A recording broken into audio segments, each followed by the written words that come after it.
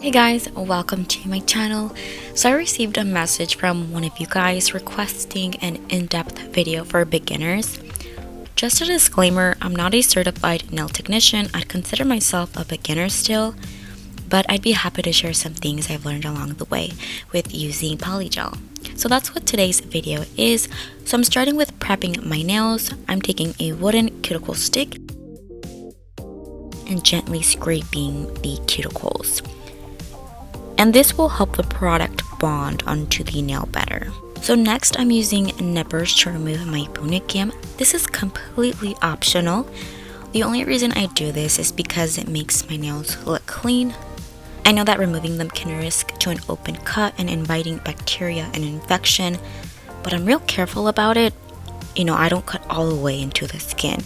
I just cut the white part. Then I'm using a buffer. I know many people rough up their nail with coarser files, and I used to do that, but because I do my nails so often and I only do my left hand for the video, I've noticed my nails on my left hand are much thinner than my right hand. So that's why I've started using a buffer instead. So I'm using nail tips today. So the glue I'm using is Kiss Pink Gel. All the nail glues from Kiss work great. So now that I have the nails on, I'm taking some cuticle scissors and cut the length I want. I think I want half of the current length. And then with my thumb and pointer finger, I just take the height of the nail so I can know where to cut. So I want to do some narrow almond shaped nails. So I'm cutting from the free edge all the way to the corner of my natural nail, and I'm doing the exact same thing on the other side. And to get each side even, I like to draw my guide. So with gel polish, I like to draw a line on the center, then dots diagonally like so, and then checking that it's even, and if it is, I'll go ahead and cut. I know that they don't look great, which is okay because I'm gonna do some hand filing to fix it. I'm using a 100-180 grit file, which by the way, the higher the number, the softer the file grit, and the lower the number, the coarser the file. So now I'm just filing the shape I want. I've tried using other glues, and whenever I'm filing the nail tips, just pop right off. So that's why I like using Kiss glue, because it's very strong.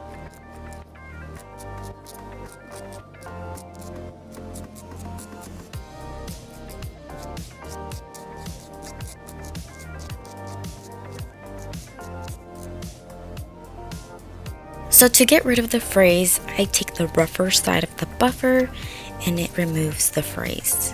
And just like that, they're gone.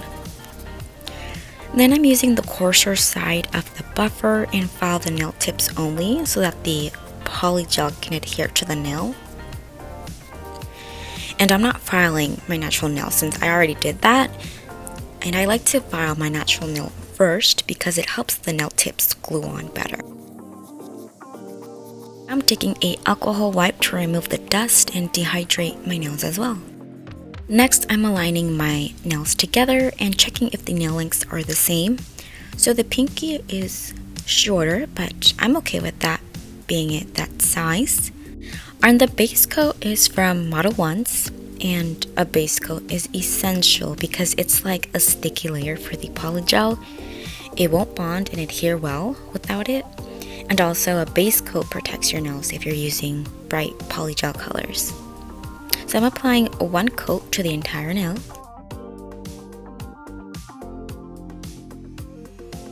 Then I'm curing it under my nail lamp for 30 seconds. So this is the LED nail lamp. I got it from Amazon. It's currently priced for 40 bucks. And I've been using it for 2 years now and it's still going strong. And I'm gonna link it down below if you guys want to check it out. So next I'm pouring alcohol into a glass container. I'm using 70%. So using anything 70% or higher is really good to pat the polygel. So these are the two polygel colors I'm using. This one is a silvery, shimmery, transparent color, and the other is a blue, shimmery, transparent color. And I'm squeezing out the polygel directly onto the nail. I like to start off with small beads. So the more you practice with Polygel, the more you'll learn the amount of product you'll need. And I don't know if this is a good comparison, but have you guys ever tried making homemade sugar wax? Well, Polygel is kind of like that. It's sticky, which is why you need to dip your brush into alcohol so it won't stick. And don't use too much alcohol either. Just dip your brush and dab off the excess. Again, the more you practice with it, the more you'll start to get a feel of it and learn how to work with Polygel. So then I'm curing it for 30 seconds. After curing, I'm going to go in with more product and work near the cuticle. And this Polygel is easy to work with. If you're just starting out, Macart has really good quality polygels. It just melts into place.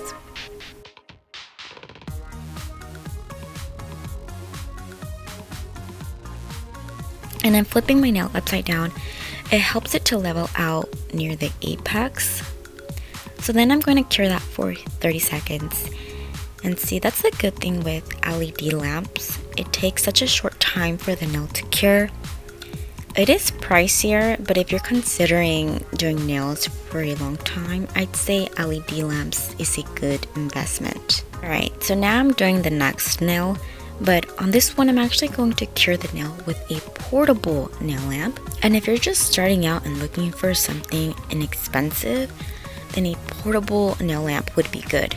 And you know, I would say to buy a Polygel kit that includes all the essentials. Some even include like bling and charm and other items. So here's the portable nail lamp. There's no timer, so I'm gonna have to get my timer on my phone on and cure it for 90 seconds. And I want to make sure my nail fully cures because we don't want any uncured gel. And it has fully cured. Now I'm going to go back in with more gel near the cuticle. So next I'm taking an alcohol wipe and removing the stickiness.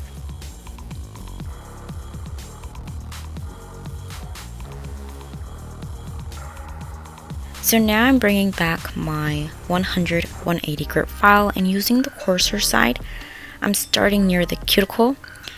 So I like to slowly work my way up to the apex, then up to the free edge, then work on the sidewalls. And since I don't have a dust collector, I always use a face mask because it's not safe to inhale the dust. Then to smooth the scratch marks, I'm going in with a buffer block and it's going to leave the nails very smooth. So I've washed my hands and I'm ready for the designing. So I saw these beautiful butterfly chrome nails on IG and I had to recreate them. They are so pretty with the pink and gold chrome. So I'm gonna choose different colors. So to begin with, I'm gonna take a base coat because chrome powder needs something to stick onto. I'm using the same base coat I used in the beginning and the nails look so pretty and enchanting. It's very tempting to just add a top coat and leave them as is. So these are some of the chrome powder I have. Okay, so I'm gonna go in with these two and I'm just gonna get to rubbing them on.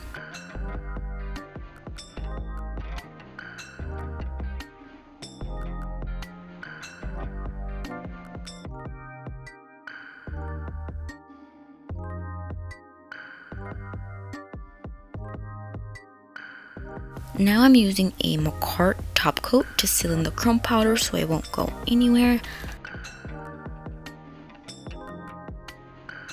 I'll cure it for 30 seconds. Then I'm taking a alcohol wipe and I'm going to remove the powder on my skin. And now it's finally time to paint. I'm using a thin long brush to dip into the black gel polish from Finger Paints.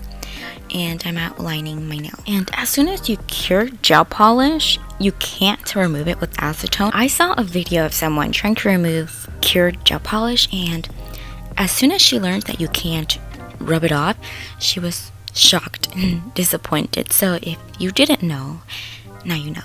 So I know that the thumbnail doesn't look so good, but after doing the thumbnail, I figured out a way to improve the butterfly wing. And this is how.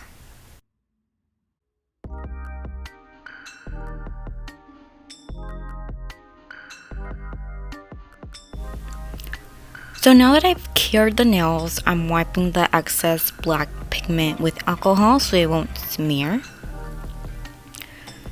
And I'm almost done. So now I'm just going to add white dots with a builder gel. It's the only white I have, so I'm just going to work with what I have.